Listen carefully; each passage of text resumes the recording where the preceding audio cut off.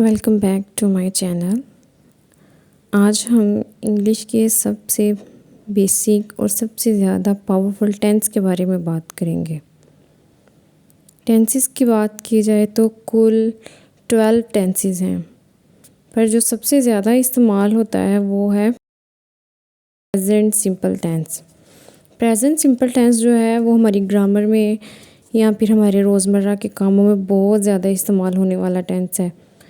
Present simple tense सिर्फ grammar का हिस्सा नहीं बल्कि वो रोज़मर्रा में सबसे ज़्यादा की जाने वाला इस्तेमाल किया जाने वाला टेंस है।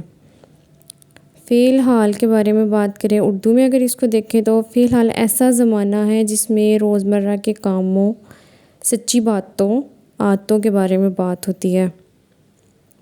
रूटीन्स क्या होती हैं हमारी, जो हम रोज़ाना के काम अपने करते हैं रोज़मर्रा के, जो अपनी ज़िंदगी में जो रोज़ के काम जो हमारे होते हैं वो हमारी रूटीन्स होती हैं। और रूटीन्स के लिए हम जिस टेंस का इस्तेमाल करते हैं वो प्रेजेंट सिंपल टेंस ही इस्तेमाल होता है। जैसे कि I work as a driver, मैं ड्राइवर के तौर पर काम करता हूँ।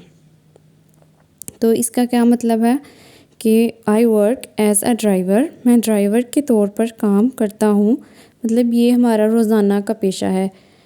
एक दिन होगा तब भी यही काम है, अगला दिन है तो तब भी यही काम है। वो रोज़मर्रा के काम में जो आता है, रोज़मर्रा की रूटीन में जो आता है वो यही रहेगा उसका, I work as a driver.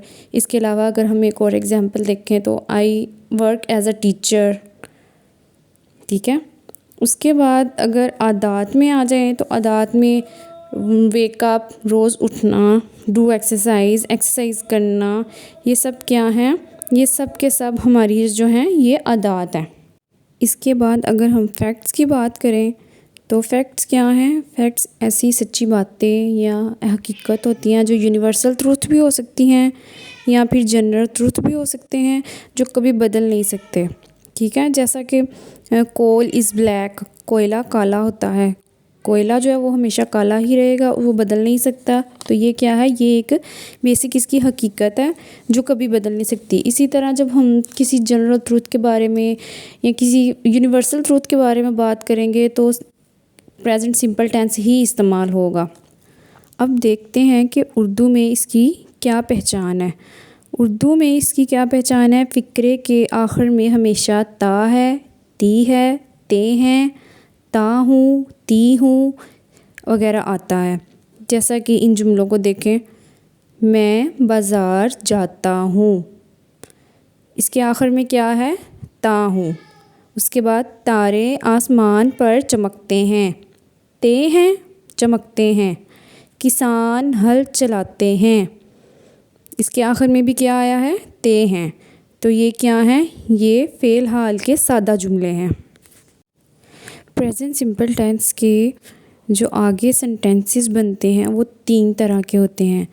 कौन कौन से होंगे वो, अफर्मेटिव, सादा जुमले, सादा फ़िक्रे। उसके बाद आते हैं नेगेटिव सेंटेंसेस, मनफी फ़िक्रे। और उसके बाद आता है इंटेरोगेटिव यानी सवालिया, जिसमें कोई सवाल वगैरह पूछा गया हो। सबसे पहले हम बात करते हैं अफर्मेटिव सेंटेंसेस के बारे में। तो इसकी बेस स्ट्रक्चर क्या है कि ये कैसे इसका स्ट्रक्चर क्या है, किस तरीके से ये लिखा जाएगा। सबसे पहले आएगा सब्जेक्ट प्लस बेस वर्ब की फर्स्ट फॉर्म प्लस एस या फिर ई एस प्लस ऑब्जेक्ट। अब आप सोच रहे होंगे कि ये एस और ई एस जो हैं ये क्या हैं, ये कैसे आएंगे। अच्छा, इनको भी हम समझते हैं। व्हेन टू यूज़ एस, कि एस का इजाफ़ा जो है वो हम इसमें किस वक्त करेंगे।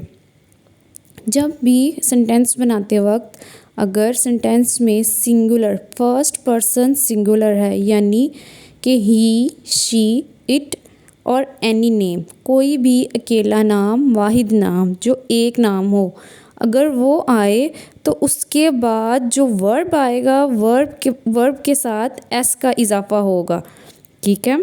अगर सिंगुलर नेम है तो फिर वर्ब के साथ एस का इजाफ़ा होगा, ठीक है। जैसे कि एग्जांपल्स अगर हम देखते हैं तो she plays cricket, she plays cricket, इसमें शी वो क्या है, सब्जेक्ट है, वो फर्स्ट पर्सन सिंगुलर है, शी। उसके बाद जो वर्ब है वो है प्लेस। प्लेस में एस का इजाफा किया गया है, क्यों? क्योंकि पीछे सब्जेक्ट जो है वो सिंगुलर था। उसके बाद when to use E S. E S जो है उसका इजाफा कब किया जाएगा? ई एस हम उस वक्त लगाएंगे जब ऐसे वर्ब हों जिनके आखिर में S, double S, S H, C H, X या फिर ओ हो। यानी कोई भी ऐसा वर्ब जो ख़त्म होते वक्त उसके एंड वाले जो स्पेलिंग्स हैं वो X, C H, S H, S S, S हों। जैसा कि गो के एंड पे है जी ओ। जैसा कि गो के एंड पे ओ है, तो फिर हम क्या करेंगे? ओ होने की वजह से हम इसके आगे ई एस का इजाफा कर देंगे। उसके बाद आता है वॉश, एस एच है, तो फिर हम ई एस का इजाफा कर देंगे। Goes, wash, washes, mix, mixes, watch, watches, spy, spies, teach, teaches. अब सादा जुमलों को देखते हैं कि इनको उर्दू से इंग्लिश में कन्वर्ट करते वक्त हम इनको कैसे लिखेंगे। मैं 8 बजे नाश्ता करता हूँ। I eat breakfast at 8। वो रोज़ाना स्कूल जाती है। She goes to school every day. वो हर इतवार फुटबॉल खेलते हैं। They play football on Sundays. इसी तरह जब हम इन जुमलों को नेगेटिव सेंटेंसेस में चेंज करेंगे यानी मनफी जुमलों में बनाएंगे तो वो कैसे होगा? इसके अंदर हेल्पिंग वर्ब यूज़ होगा, वो क्या है? Do not and does not. ठीक है, इनको मनफी बनाने के लिए हम इस्तेमाल करेंगे डू नॉट और डज नॉट। अगर आई, वी, यू, दे यानी थर्ड पर्सन सिंगुलर हो या फिर प्लूरल नेम्स हों तो हम उनके साथ किस चीज़ का इजाफा करेंगे? डू का। अगर सब्जेक्ट प्लूरल है या फिर थर्ड पर्सन सिंगुलर है यानी आई, वी, यू, दे है तो फिर हम डू नॉट का इजाफा करेंगे। और इसके अलावा अगर फर्स्ट पर्सन सिंगुलर है तो उसके साथ हम हमेशा डज लगाएंगे यानी ही, शी, इट के साथ हम, या फिर कोई अकेला नाम हो तो उसके साथ हमेशा डज नॉट आएगा। अब इसका स्ट्रक्चर क्या है? Subject plus do not, does not plus base verb की first form plus object. Sentences देख लेते हैं हम इनके। मैं 8 बजे नाश्ता नहीं करता हूँ। I do not eat breakfast at 8। अब यहाँ पर आई जो था वो थर्ड पर्सन सिंगुलर था, उसके साथ हमने क्या लगाया? Do. I do not eat breakfast at 8।